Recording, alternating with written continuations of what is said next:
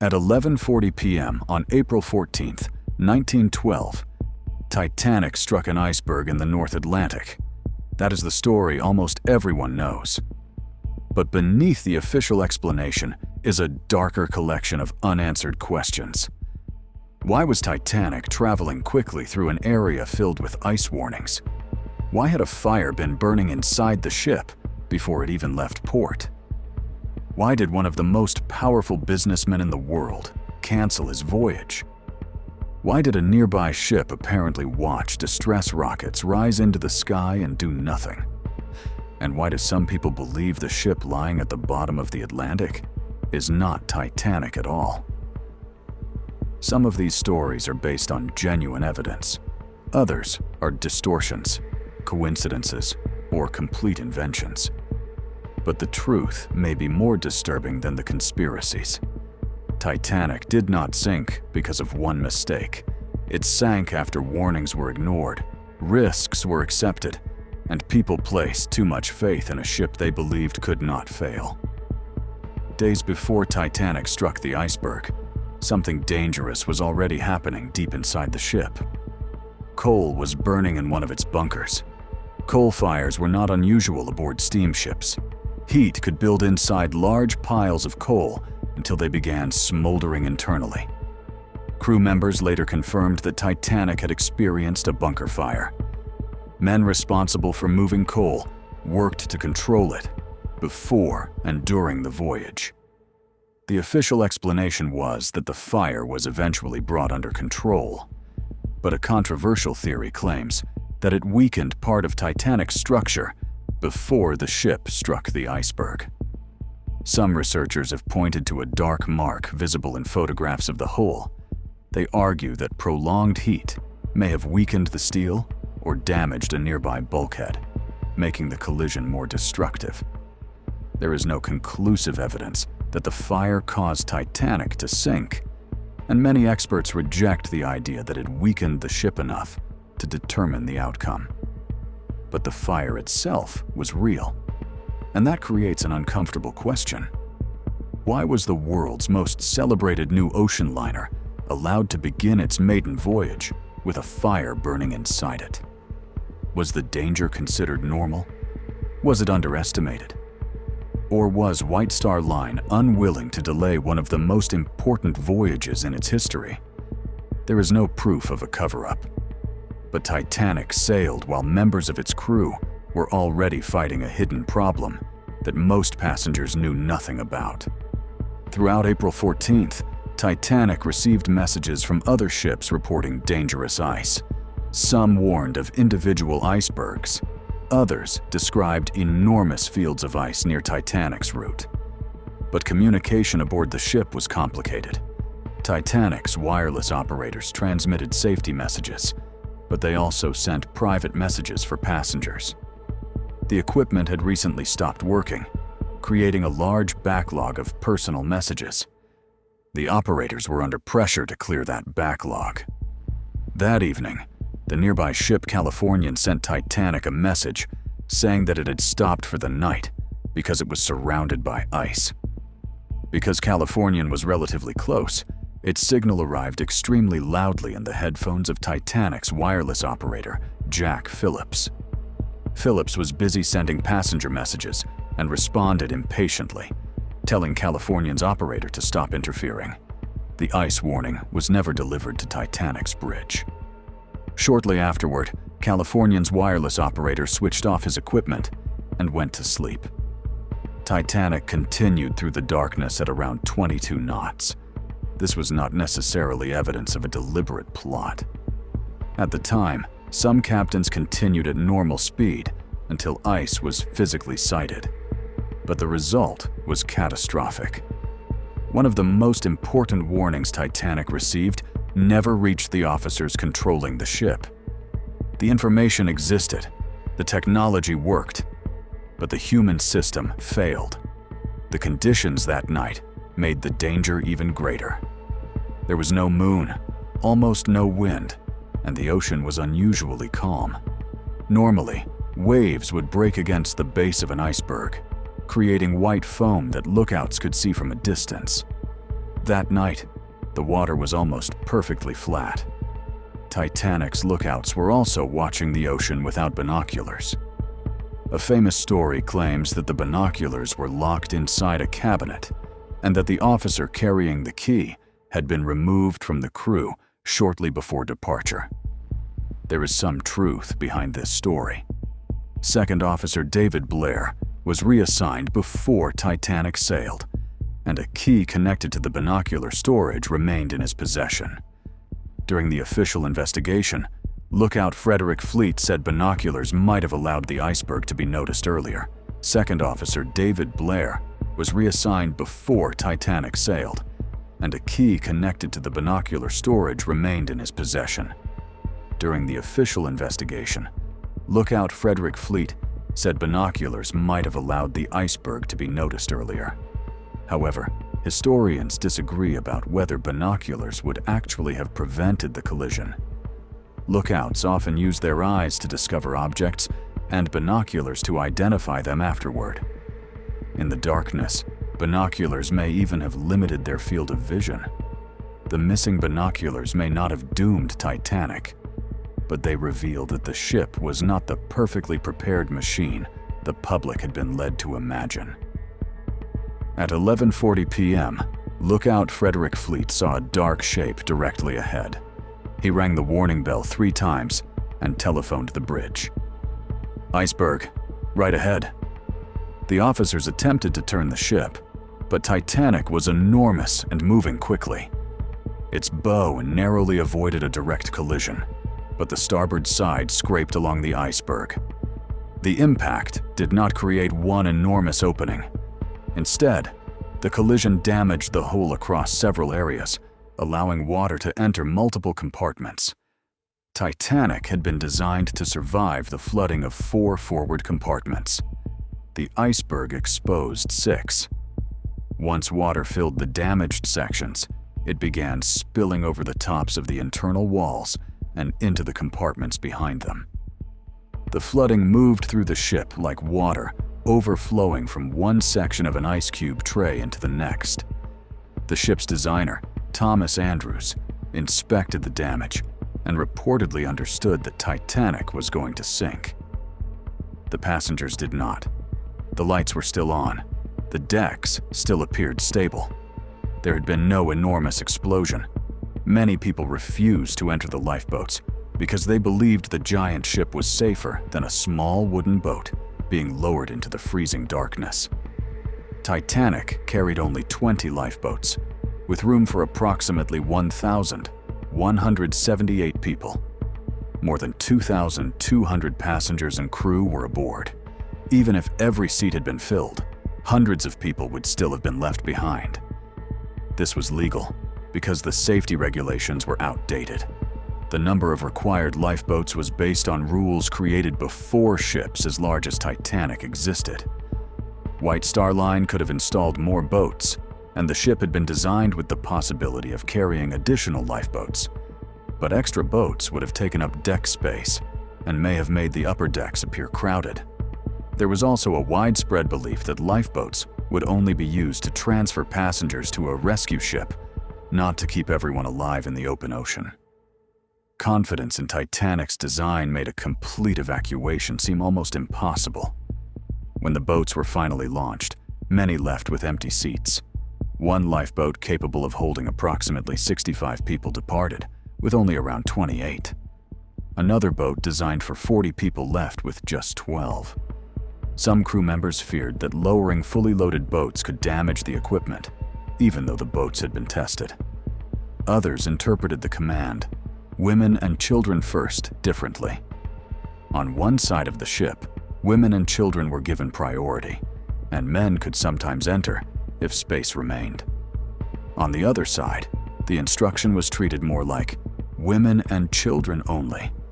As a result, boats were lowered with empty places, while hundreds of people remained aboard. After the collision, Titanic's crew began firing distress rockets into the night. A ship appeared to be visible on the horizon. Officers aboard Californian also reported seeing the lights of another vessel and rockets rising above it. But Californian did not immediately approach. Its wireless operator was asleep. Members of its crew attempted to communicate with the distant ship using a signal lamp, but they received no clear response. Captain Stanley Lord was informed about the rockets, yet Californian remained stopped. By the time its wireless equipment was switched back on, Titanic had already disappeared. The exact distance between the two ships remains disputed. Some historians believe Californian was close enough to save many lives. Others argue that it was farther away and that the ship seen from Titanic may have been another unidentified vessel. But one fact remains deeply disturbing. People aboard a nearby ship saw rockets during the night, and no effective rescue attempt was made. Hundreds of people were still alive when those rockets were fired. By sunrise, most of them were dead. Titanic's passengers did not experience the disaster equally. First-class cabins were closer to the upper decks and lifeboats. Third-class passengers were located deeper inside the ship, separated from other areas by gates and barriers used partly to comply with immigration regulations. Movies often show third-class passengers intentionally locked below deck while wealthy passengers escape. The reality was more complicated. There is no clear evidence of an official plan to imprison them during the sinking. But third-class passengers faced serious disadvantages. Many received information later. Some did not speak English. The ship's corridors were complicated, and passengers in the lower sections had much farther to travel before reaching the boat deck. No secret order was required to place them in danger. The design of the ship had already done that. A much greater percentage of first-class passengers survived than third-class passengers. Wealth affected where people slept, how quickly they received information, and how easily they could reach the lifeboats. One of the darkest Titanic theories involves American financier J.P. Morgan. Morgan controlled International Mercantile Marine, the company that owned White Star Line. He was one of the most powerful businessmen in the world and had reportedly planned to travel aboard Titanic, but he canceled his voyage before the ship departed. That cancellation later became the foundation of a conspiracy theory. According to the story, Morgan knew Titanic would sink. Supporters of the theory claim he wanted to eliminate several wealthy passengers, including John Jacob Astor, Benjamin Guggenheim, and Isidor Straus. Some versions claim these men opposed the creation of a central banking system in the United States and had to be removed before the Federal Reserve could be established. The theory sounds dramatic, but it is not supported by credible evidence. There is no proof that Morgan arranged the sinking or that the three victims formed a united group opposing the Federal Reserve. In fact, Isidor Straus had supported some forms of banking reform. Morgan's cancellation was real, but canceling a journey is not evidence of planning mass murder. The theory survives because it combines several genuine facts. Morgan had influence over the company. He canceled his trip.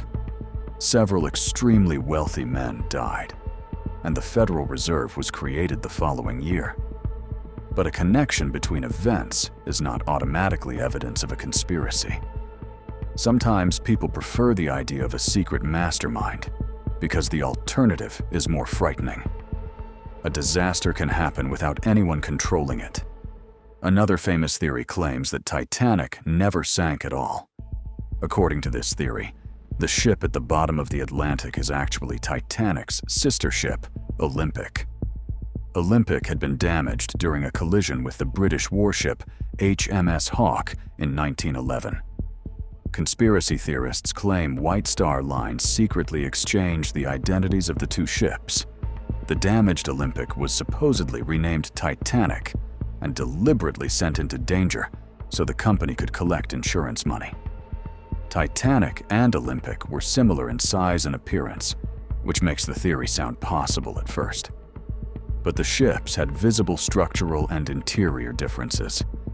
Secretly exchanging their identities would have required major alterations and the cooperation or silence of hundreds of shipbuilders, inspectors, engineers, and crew members.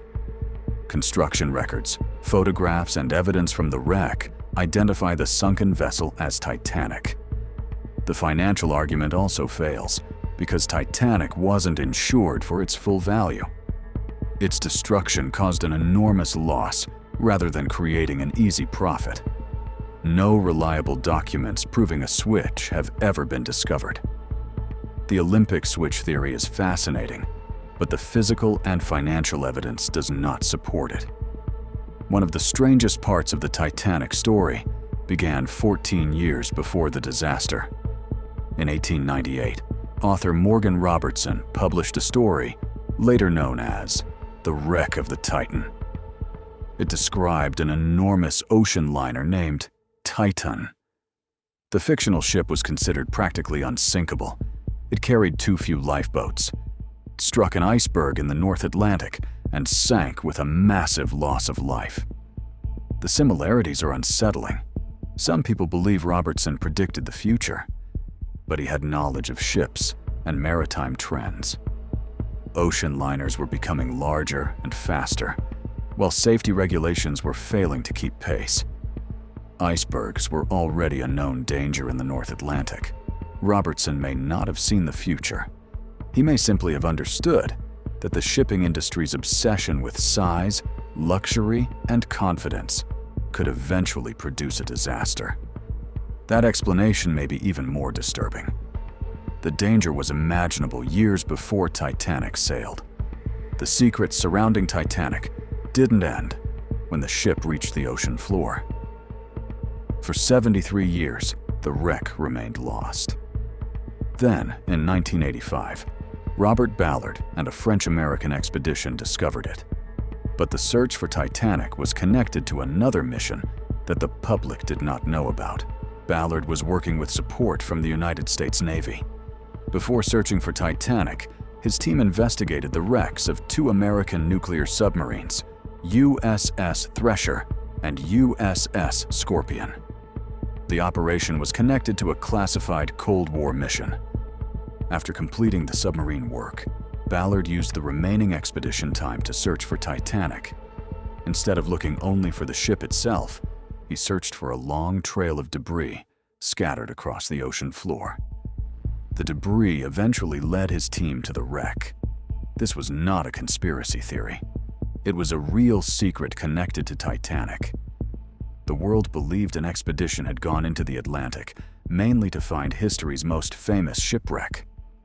Behind the scenes, the search also provided cover for work involving sunken nuclear submarines. Titanic's story remained connected to secrecy more than 7 decades after the sinking. Was Titanic deliberately destroyed by J.P. Morgan? There is no credible evidence. Was Olympic secretly renamed and sunk for insurance money? The evidence says no. Did a supernatural prediction or curse send Titanic to the bottom? There is no proof, but some of the dark details are real. A coal fire burned inside the ship. Ice warnings were mishandled. A nearby vessel saw rockets and failed to respond effectively. Third-class passengers faced serious disadvantages. Lifeboat capacity was inadequate. Boats left with empty seats. And the expedition that eventually discovered Titanic was linked to a secret military operation. The true story does not require a bomb, a swapped ship, or a powerful banker planning mass murder. The real horror is simpler. Titanic was built by intelligent people. It was operated by experienced people. The dangers were known. The warnings arrived. But confidence, routine, outdated regulations, and poor decisions allowed more than 1,500 people to die. Conspiracy theories suggest that someone was secretly controlling everything. Titanic reveals something much more frightening. Sometimes no one is in control. The iceberg may have opened Titanic's hull, but arrogance, silence, and ignored warnings had already prepared the ship for destruction.